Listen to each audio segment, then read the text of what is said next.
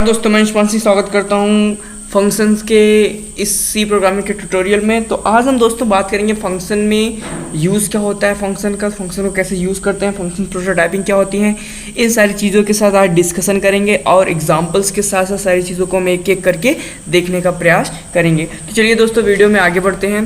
तो दोस्तों सबसे पहला सवाल हमारा ये आता है कि हम फंक्शन को यूज़ क्यों करते हैं और कैसे करते हैं।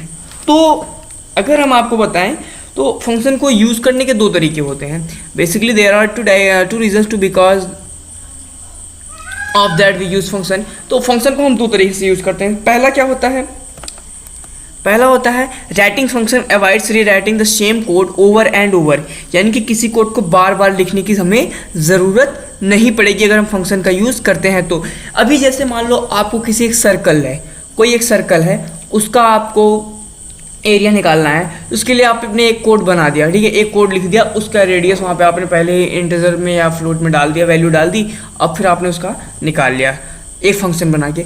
अभी फिर आपको किसी दूसरे एरिया का निकालना पड़े, उसी प्रोग्राम के अंदर किसी दूसरे अदर एरियाज़ का निकालना पड़े, अदर सर्कल का एरिया निकालना पड़े, तो फिर आप फिर कोड लिखेंगे उसके लिए।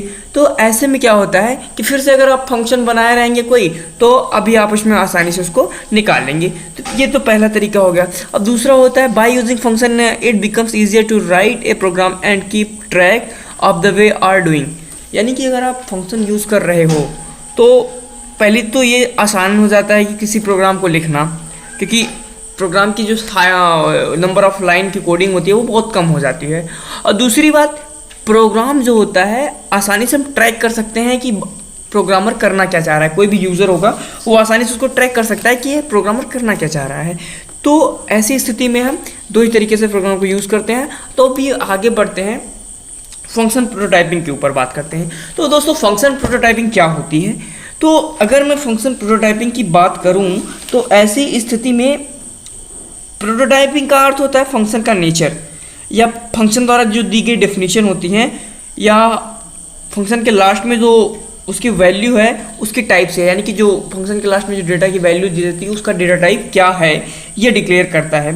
तो उसके लिए अब हम एक एक करके बात को करते हैं कि सी में यूज़र फंक्शन को डिफाइन करने के लिए कितने सारे पद दिए, यानी कितने सारे टर्म्स होते हैं, नंबर ऑफ टर्म्स होते हैं, उन चीज़ों के बारे में डिस्कस करते हैं। तो पहला आता है डिक्लेरेशन फंक्शन।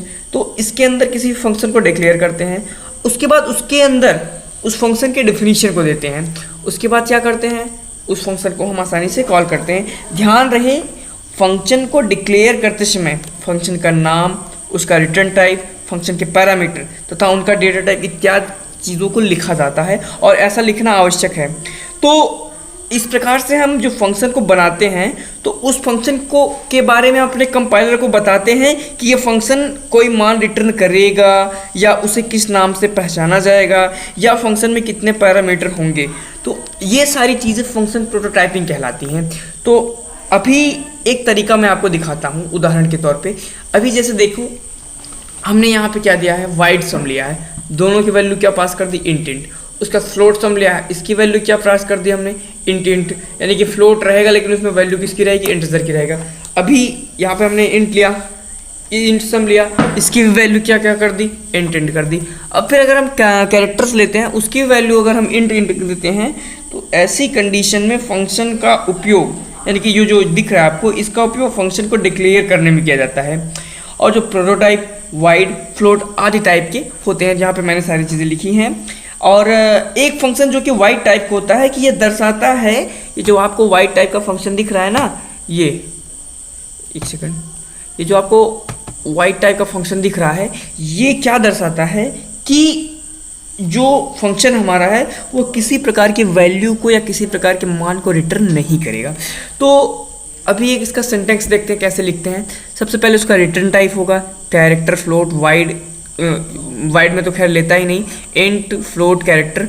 उसके बाद फंक्शन का नेम, यानी कि यहाँ पे रिटर्न टाइप होगा जो कि ये है, फ्लोट हो गया, इंट हो गया, कैरेक्टर हो गया। अभी सॉरी, और ये जो है ये फंक्शन का नेम को डिसाइड करेगा, ये फंक्शन के नेम को बताएगा कि फंक्शन किस नेम का है, और ये उसका डेटा टाइप और पैरामीटर होगा। ये जो होगा उसका डेटा टाइप और पैरामीटर होगा, यहाँ पे डेटा टाइप होगा और ये उसका पैरामीटर दिया जाएगा। तो चलिए एक प्रोग्राम के जरिए समझने की कोशिश करते हैं। तो हम आ गए हैं अपने प्रोग्रामिंग विंडो पे, मैंने प्रोग्राम पहले ही बना के रखा है। तो अब मैं आपको नरेटर मैग्नीफायर ऑन करके दिखा देता हूँ।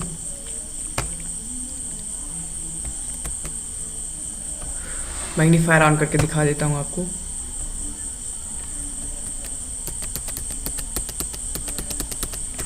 मैंने मैग्नीफायर ऑन कर लिया है जी। अब ये आपको दिख रहा होगा जी, आपको अब दिख रहा है।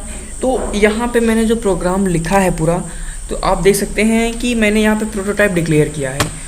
प्रोटोटाइप मैंने यहाँ पे, ये देखिए मैंने यहाँ पे प्रोटोटाइप डिक्लेयर किया है। उसके बाद यहाँ पे मैंने मेन फंक्शन बनाया है। मेन फंक्शन के अंतर्गत किसको कॉल किया है, यहाँ पे जो मैंने फंक्शन इंटीजर टाइप का बनाया है उसको कॉल किया है। और इसके अंदर जो पैरामीटर पास किया कि इंट होगा और यहाँ पे एक्स वैल्यू होगी। अब इसके अंदर मैंने क्या प्रिंट करवाने की कोशिश की है कि इसकी वैल्यू क्या होगी। तो अभी चल के हम इसको देखने का प्रयास करते हैं। तो इसको रन करते हैं। तो रन करने के जैसे हम इसको रन करते हैं, आप देखते हैं ये हमें तुरंत यहाँ पे वैल्यू देगा, यानी कि जो वैल्यू है एक्स की वो कितनी है, 50 है। तो अब हम आगे बढ़ते हैं अपनी स्लाइड के पास, स्लाइड पे चलते हैं। तो दोस्तों यहाँ पे आपको समझ में आ गया होगा। तो अब आगे चलते हैं। तो टाइप्स ऑफ फंक्शन कॉलिंग की बात करते हैं, यानी कि फंक्शन कॉल करने के प्रकार। तो अभी मैंने आपको बताया था कि जो फंक्शन में लिखा गया था वो सारी चीज़ों को मैं डिक्लेयर की। तो अभी वह फंक्शन को किस प्रकार, कितने प्रकार से कॉल कर सकते हैं। तो पहला होता है call by value and call by reference. ये कॉल बाय वैल्यू और कॉल बाय रेफरेंस क्या होता है, जब किसी फंक्शन को कॉल किया जाता है तब पैरामीटर के प्रोसीजर में हम उसको वैल्यू या पैरामीटर को पास कर देते हैं उसके अंदर सीधा सीधा। और इस स्थिति में कॉल करने वाले प्रोग्राम के वास्तविक डेटा को प्रयोग न करके हम उसके स्थान पर उस वेरिएबल को कॉपी, यानी कि वेरिएबल की कॉपी पर वर्क करते हैं। तो ऐसी कंडीशन में जो फंक्शन के अंदर किया जाने वाला कोई भी परिवर्तन रियल वेरिएबल नहीं होता है। तो पैरामीटर पास करने के लिए, यानी कि जो पैरामीटर हम पास करते हैं इसकी इस टाइप को, यानी कि जिस तरह से पैरामीटर पास करते हैं इसको कॉल बाय वैल्यू कहा जाता है। तो चलिए एक प्रोग्राम देखते हैं। मैंने प्रोग्राम पहले ही सारे बना के रख लिए थे ताकि आपको कोई दिक्कत ना हो। तो ये देखिए यहाँ पे मैंने मेन फंक्शन बनाया है। मेरी अब यहाँ पे मैंने मेन फंक्शन बनाया है। उसके बाद यहाँ पे मैंने उसकी वैल्यू पास की है। अब ये स्वैपिंग का प्रोग्राम मैंने बनाया है। अब उसके बाद मैं आपको दिखाना चाह रहा हूँ यहाँ पे जो सारी वैल्यू पास की हैं। तो जो फंक्शन के ज़रिए मैं इसको एग्जीक्यूट करके आपको दिखाता हूँ कि इसमें वैल्यू क्या होता है। चलिए मैं एग्जीक्यूट करता हूँ इसको। तो अब मैं एग्जीक्यूट कर रहा हूँ, आपको यहाँ पे दिख रहा होगा कि x = 20 and y = 10, a = 10 and b = 20। तो ये जो प्रोसीजर है ये पूरा है कॉल बाय वैल्यू, यानी कि डायरेक्टली वैल्यू को ये कॉल कर रहा है, स्वैप नहीं कर रहा है। अब दूसरी चीज़ अगर देखें हम इस वाले प्रोग्राम में, इसमें मैंने हम कॉल बाय रेफरेंस लिया है। तो कॉल बाय रेफरेंस में आपने जैसे देखा तो यहाँ पे x की वैल्यू क्या हुई, नहीं चेंज हुई, और y की वैल्यू भी नहीं चेंज हुई, लेकिन a और b की वैल्यू यहाँ पे आसानी से चेंज हो गई।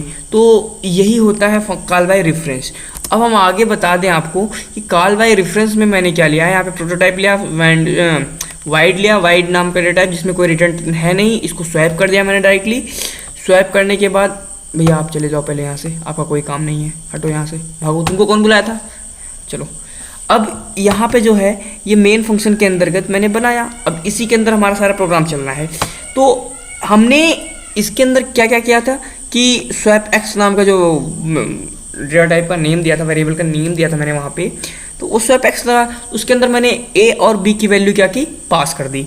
उसके बाद हमने प्रिंट क्या किया, a = m%, b = m%/n और ए कॉमा बी, यानी ए बी को डायरेक्टली हमने यहाँ पे कॉल कर लिया। अब यहाँ पे हम नीचे आपको दिखा रहे हैं कि हमने इसी में ए बी की वैल्यू को रखी थी, लेकिन हमने जब वैल्यू इसमें ए बी की रखी थी मेन फंक्शन के अंतर्गत, तो यहाँ पे हमने t = x माना था। उसके बाद इसको मल्टीप्लाई भी किया था, और multiply x = multiply y and multiply x y = t।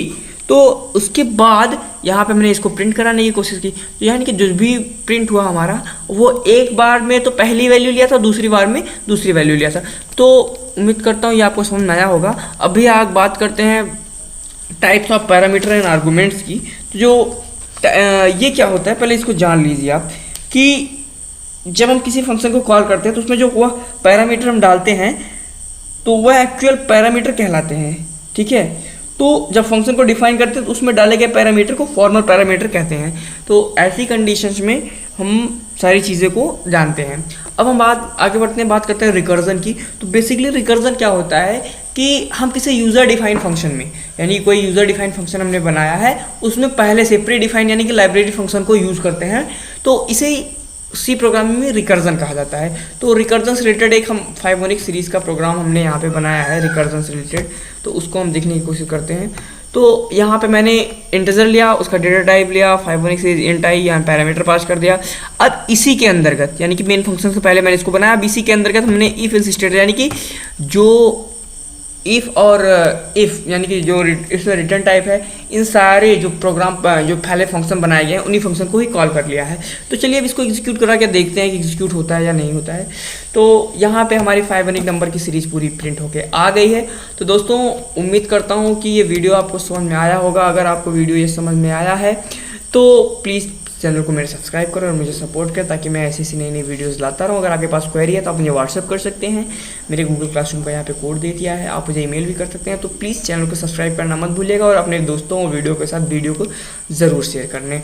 और धन्यवाद आप सभी का।